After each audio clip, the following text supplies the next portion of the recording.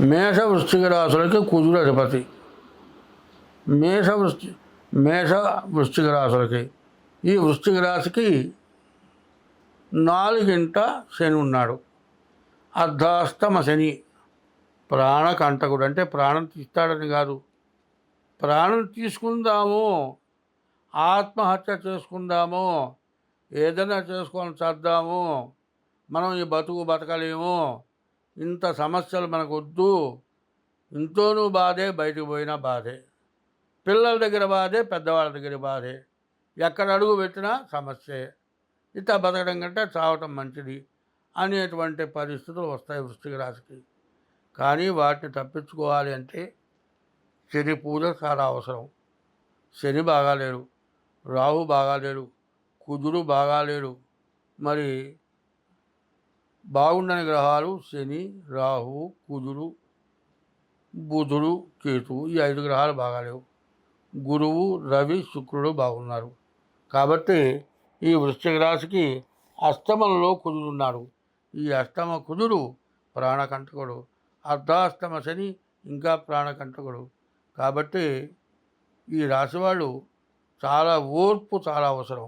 మీ జాతకం చూపించుకోవడం ఇంకా అవసరం. మీ జాతక రీత్యా శాంతులు చేసుకోవటం ఇంకా అవసరం.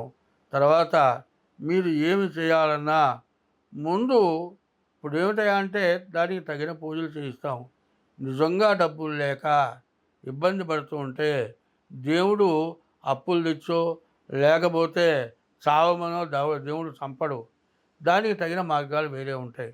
నిజంగా డబ్బులు లేకపోతే పర్వాలే, దేవుడికి ఏం చెబుతారు? పత్రం, పుష్పం, ఫలం, తోయం అన్నారు. మరి ఒక ఆకు, ఒక పుష్పం, ఒక పండు, ఏది చేత కాలేదు, 2 చేతులు ఎత్తి నమస్కారం, ఇది ఏది చేసినా మిమ్మల్ని రక్షిస్తాడు. ఎప్పుడు మనకు ఉన్నప్పుడు డబ్బులు ఖర్చు పెట్టి చేయవలసిందే. డబ్బులు లేనప్పుడు ఏం చేస్తాను? తినడానికే లేదు, దాన్ని ఏం చేస్తాం? గుళ్ళో పో, గుళ్ళు దేవుడు దర్శనం చేసుకో, దేవుడు ప్రదక్షిణ చేయి, దేవుడి దగ్గర తీర్థం తీసుకో, ఆ ప్రసాదం తీసుకో. ఇంకా మీకు ఏదైనా దోషాలుంటే ఏమి చేయాలో చెబుతాం, అట్లాంటివి చేసుకుంటే మీకు అన్ని విధాలా బాగుంటుంది.